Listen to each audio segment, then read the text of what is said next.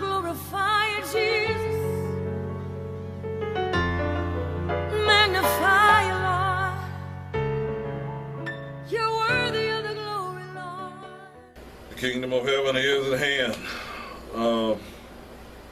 Last week we concluded with the fact that what you treasure determines what gets passed over or not. And that's going to walk us into our next part of treasure. And from what I understand, this will be the conclusion of treasure to get us ready for relationships. But this will probably be very, very painful.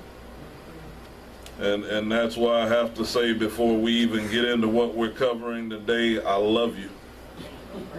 I have to give you a blanket, a blanket I love you, because this one is gonna definitely be a challenge, and I understand why it has to be the height of the challenge that it has to be, because as we've been dealing with treasure, we've been dealing with you understanding you and what you treasure. And once we start looking at relationships, you're going to have to understand not only what you treasure, but what someone else treasures. And as you've been understanding already, figuring out what you treasure has been enough headache. Oh my gosh. So now,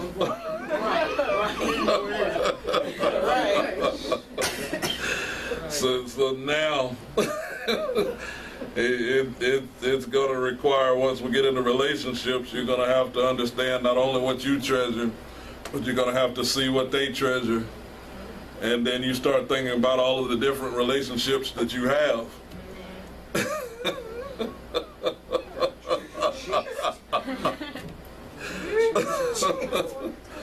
And it's going to require you knowing how to understand what they treasure too. So see, I told you y'all didn't want to rush into relationships.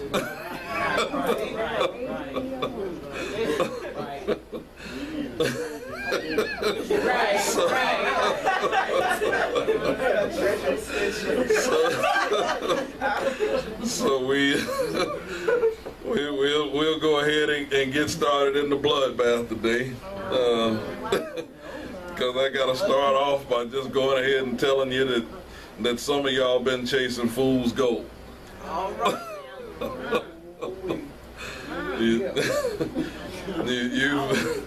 I told you I had to give a blanket I love you, because you've been chasing a bunch of different things, and you've been finding out that there's been no value to it after you caught it.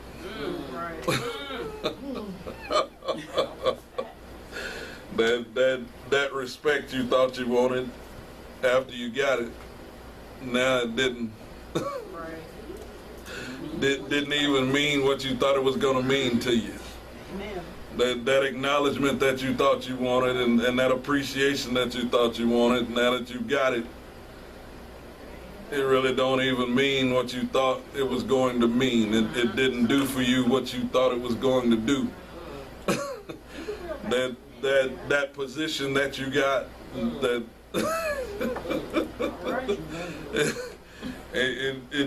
it has not even done for you what you thought it was going to do for you. It might have gave you a little bit more money, but when you began to look at the weight of the headaches and the other people that you have to run into and the other people that you have to deal with, and now you're finding out it was fool's gold. You thought it had a lot more value to it, but it really don't have what you thought it was going to have. And some of you have been chasing what you thought you missed out on.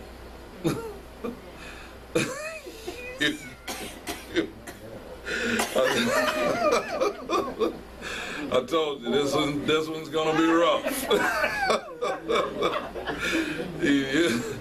You've been chasing what you thought you missed out on, and that's why you've been looking back to go try to reestablish something with something that you've already passed on from. So you think you missed out on something back there.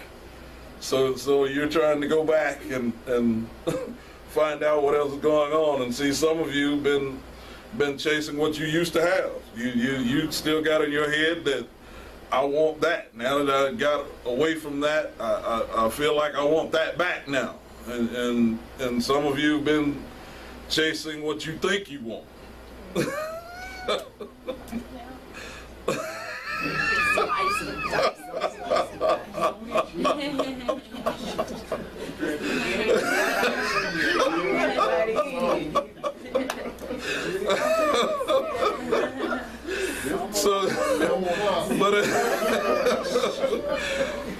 But it's all been fool's gold.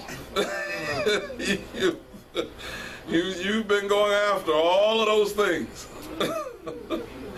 And now you find out that this really ain't doing for me what I thought it was gonna do. I thought when I got them to do what I wanted them to do, I would be okay. But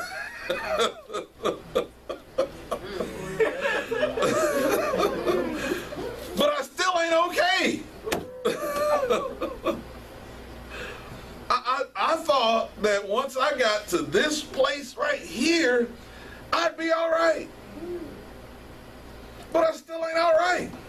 Amen.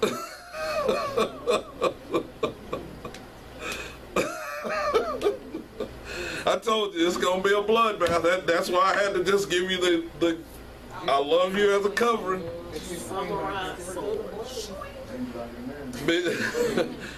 Because see, the Feast of Unleavened Bread it's about many things, but one of the main things is about recognizing what takes place in transition. Watch this. After being held back for a long time. See, because a lot of what you started desiring came as a result of it taking you a long time to get out of what you used to be in.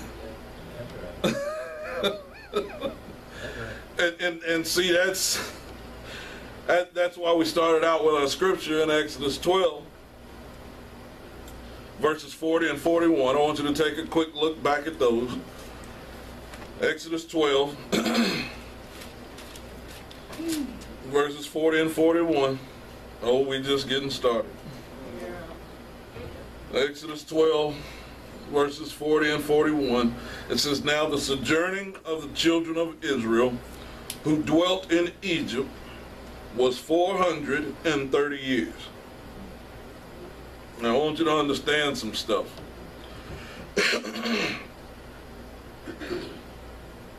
430 years is a long time.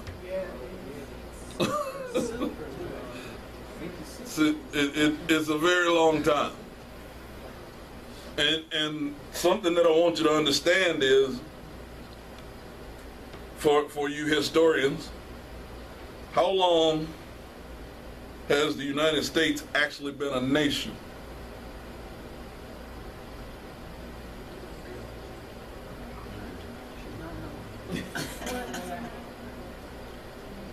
I'll tell you what, as a nation, as a whole, it's been less than 430 years. Now, I just want to give you a perspective here. So as bad as it may seem that America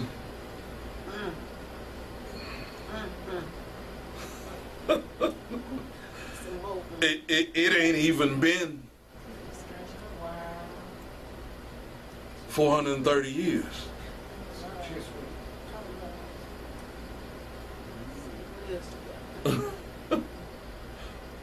See, because there's a lot of things that we have to understand. Because once you really start putting together because I'm going to give you some numbers just to help you start thinking, because for whatever reason there was different things that stuck in my head from history class. Columbus said